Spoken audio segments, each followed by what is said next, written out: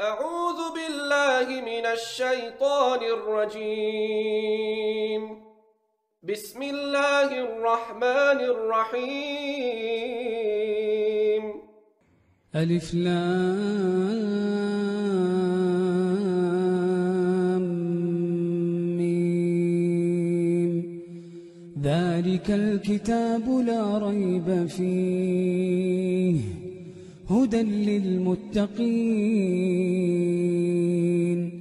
الذين يؤمنون بالغيب ويقيمون الصلاة ومما رزقناهم ينفقون والذين يؤمنون بما أنزل إليك وما أنزل من قبلك وبالآخرة هم يوقنون أولئك على هدى من ربهم وأولئك